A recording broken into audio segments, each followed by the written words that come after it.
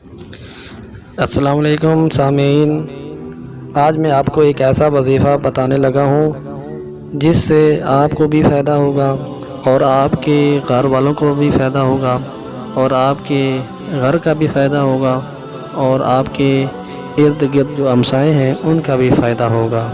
وہ وظیفہ کیا ہے؟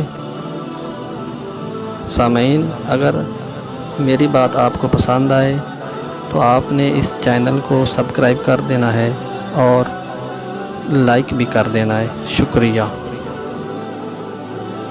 حضرت عبداللہ بن مسعود رضی اللہ تعالی عنہ سے روایت ہے کہ حضور نبی کریم صلی اللہ علیہ وسلم کی بارگاہ میں ایک شخص حاضر ہوا اور عرض کی، یا رسول اللہ صلی اللہ علیہ وسلم، مجھے ایسی چیز سکھائیے جس سے مجھے اللہ تعالیٰ نفع دے۔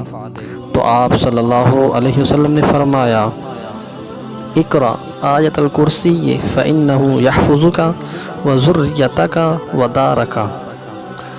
نبی علیہ السلام نے فرمایا، آیت الکرسی پڑھا کرو، بے شک یہ حفاظت کرے گی تیری اور تیری اولاد کی اور تیرے گھر کی، یہاں تک کہ تیرے گھر کے ارد گرد کی حفاظت کرے گی۔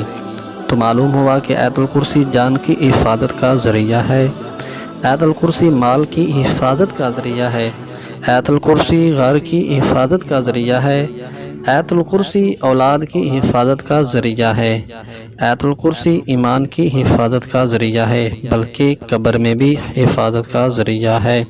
شکریہ۔